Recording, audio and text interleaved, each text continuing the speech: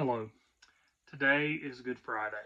It is the day that Christians remember the crucifixion of Jesus, to remember the agony, the suffering, the high price that was paid on the cross, to help us reflect on the immensity of the crucifixion, on what Jesus actually went through on the cross. I want to share a reading from Fleming Rutledge's book, The Crucifixion.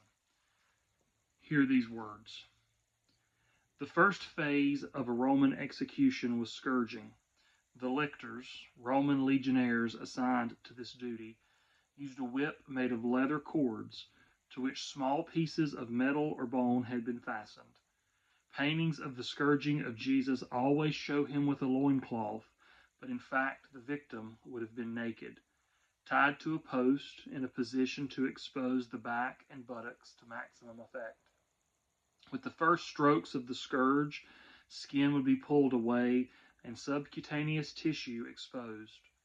As the process continued, the lacerations would begin to tear into the underlying skeletal muscles. This would result not only in great pain, but also in appreciable blood loss. The idea was to weaken the victim to a state just short of collapse or death. It was common for taunting and ridicule to accompany the procedure.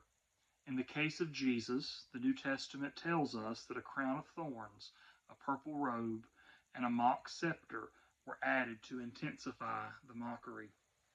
The condition of a prisoner after scourging, just prior to crucifixion, would depend upon several things: previous physical condition, the enthusiasm of the lictors, and the extent of blood loss.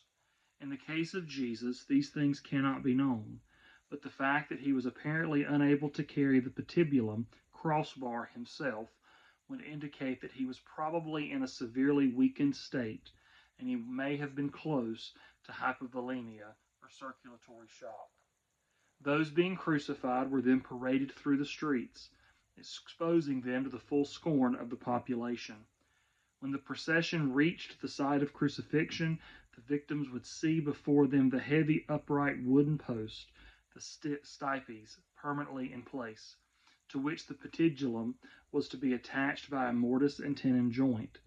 The person to be crucified would be thrown down on his back, exacerbating the pain of the wounds from the scourging and introducing dirt into them. His hands would be tied or nailed to the crossbar. Nailing seems to have been preferred by the Romans. Ossuary finds have given us a clear idea of how this was done. 2,000 years of Christian iconography notwithstanding, the nails were not driven into the palms, which could not support the weight of the man's body, but into the wrists. The patibulum was then hoisted onto the stipes with the victim dependent from it, and then the feet were tied or nailed. At this point, the process of crucifixion proper began. Victims of crucifixion lived on their crosses for periods varying from 3 or 4 hours to 3 or 4 days. It has often been remarked that Jesus' ordeal was relatively brief. Perhaps he was weakened by the scourging, or had lost more blood than usual, or suffered cardiac rupture. We cannot know. In any case, it has been surmised that the major pathophysiological effect of crucifixion, beyond the excruciating (Latin excruciatus, out of the cross) pain, was a marked interference with normal respiration, particularly exhalation. Passive exhalation, which we all do thousands of times a day without thinking about it, becomes impossible for a person hanging on a cross. The weight of a body hanging by its wrists would depress the muscles required for breathing out. Therefore, each exhaled breath could only be achieved by a tremendous effort. The only way to gain a breath at all will be by pushing oneself up from the legs and feet, or pulling oneself up by the arms, either of which would cause intense agony. Add to this primary factor the following secondary ones: bodily functions uncontrolled, insects feasting on wounds and orifices, unspeakable thirst, muscle cramps, bolts of pain from the severed median nerves in the wrist, scourged back scraping against the wooden stipes. It is more than any of us are capable of fully imagining.